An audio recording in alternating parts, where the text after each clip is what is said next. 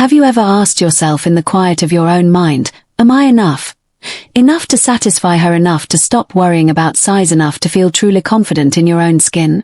If that question has crossed your mind even once, you are far from alone. Hi, I am Dr. Jocelyn, a board-certified urologist with over 5 years of experience working with men just like you. And today we're going to have an open, honest, and most importantly, respectful conversation about one of the most misunderstood topics in men's health, penis size, and what women really care about.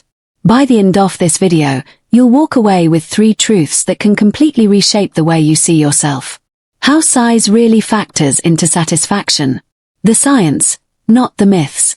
What women actually value most in intimacy, and ethos little to do with inches. What to focus on instead so you can build real confidence and a better relationship at any age. Before we dive in, I'd love to know where are you watching from. Drop it in the comments. And if you find this conversation helpful, make sure to like this video and subscribe so more men can find answers that bring peace of mind. Alright, let's get real. Let me start with a story that will sound familiar. A patient I'll call Darren came to see me. He'd been married for 35 years. Deeply loved his wife, and was confident in almost every area of life. But one night, scrolling online, he read that the average size was over 6 inches. Darren had never measured that much. Suddenly doubts crept in. Have I been disappointing her all these years, and she just never told me? That single thought spiraled into stress and distance from his wife. Now, here's the truth. Darren had been misled by misinformation. The medical reality based on thousands of careful measurements is that the average erect length is just over 5 inches. Not 6, not 7, not 8, about 5. When I told him that, I literally saw his shoulders drop, his chest expand, a weight lifted. But then he asked the question that brings us here today. Okay, doc, but what do women actually want? That's when I knew we needed to dive deeper. This is where my years in practice and the research line up perfectly.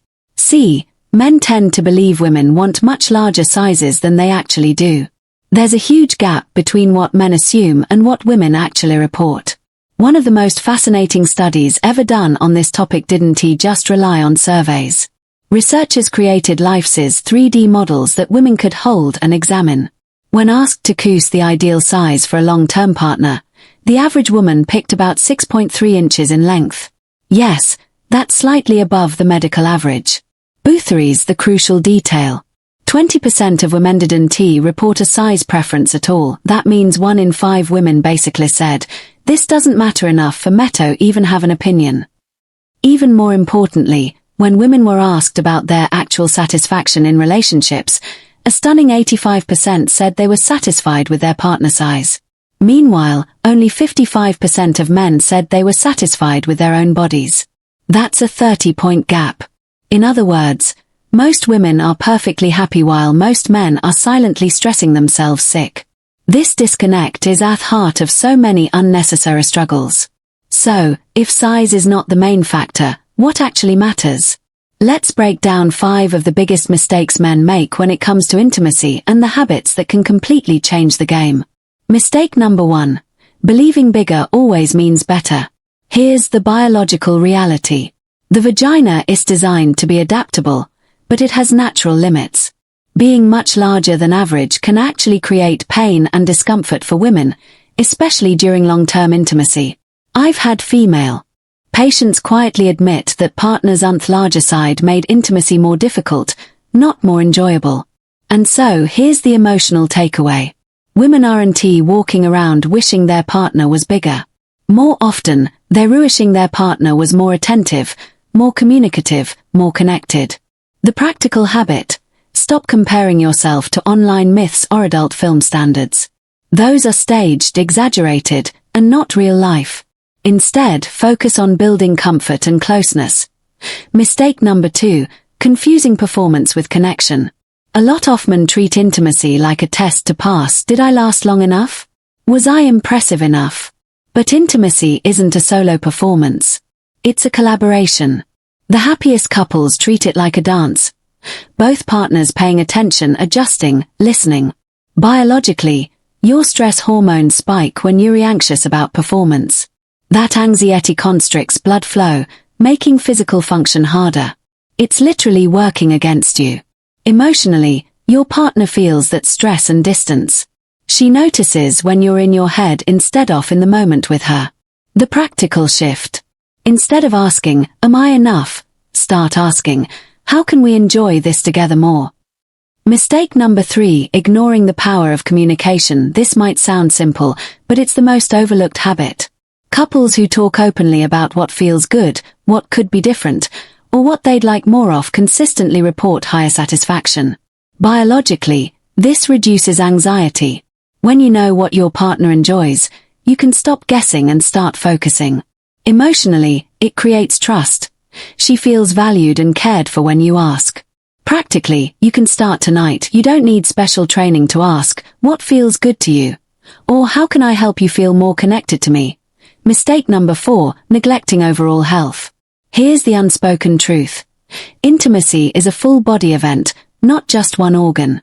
Cardiovascular health, testosterone levels, muscle tone, sleep quality, even hydration all play a role in stamina, arousal, and enjoyment. Biologically, poor circulation or unmanaged health issues like diabetes or high blood pressure can directly reduce performance. Emotionally, when you don't feel strong in your own body, it chips away at confidence. Practically, this means every time you eat better, move your body, or manage stress, you're not just protecting your heart, you're protecting your intimate life. Mistake number 5, withdrawing out of insecurity. This is one of the most damaging habits I see. Men who worry theory not enough often start pulling away. They avoid intimacy, thinking theory sparing their partner disappointment. But in reality, the partner feels distance, confusion, even rejection. Biologically, the lack of intimacy lowers oxytocin, the bonding hormone, making couples drift further apart. Emotionally, your partner doesn't understand why you're suddenly absent. She might assume she did something wrong. Practically, the cure is simple but powerful. Lean in instead of pulling away. Even if you feel insecure, choose connection. That vulnerability often deepens intimacy instead of weakening it. So, what can you do starting today? Here's my 4-part action plan for every man who wants to feel confident and build intimacy that lasts. Build confidence from within. Remember, confidence is more attractive than any number. When you approach intimacy with joy instead of fear, your partner feels it, too. Make communication a habit. Don't assume. Ask. Share. Invite her perspective. It's not weakness, it's strength. Invest in your health. Small changes, walking daily, cutting sugar, managing stress, add up to big results for your energy, circulation, and drive. Prioritize connection over perfection. Stop chasing some imaginary standard. Focus on being present, affectionate, and attentive. That's what creates lifelong satisfaction. Let me be clear, you are enough. The doubts that keep men awake at night are built on myths, not medical reality. The research is solid. The medical definitions are clear. And in all my years of practice, I've never had a woman complain that her partner was too small within the normal range. But I have seen countless women ache because their partner pulled away, got lost in insecurity, and stopped being present. Your partner doesn't want a measurement. She wants you. So, here's what I want you to take away today. Stop letting myths steal your peace. Stop letting numbers decide your worth. Start focusing on the things that actually matter. Your health, your confidence, your connection. I've seen men in their 50s, 60s, even 80s rediscover intimacy that was more fulfilling than anything in their younger years simply because they stopped chasing impossible standards and started embracing real connection.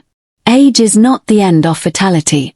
In fact, it can be the beginning of deeper, more meaningful intimacy than ever before. You already have what it takes. If this conversation helps shift your perspective, hit like, subscribe, and share this video with a friend who might need it. Too many good men are suffering silently from insecurities that don't match reality. Remember, it's not about being perfect, it's about showing up fully, openly, and with care for the person you love. And for that, you are more than enough.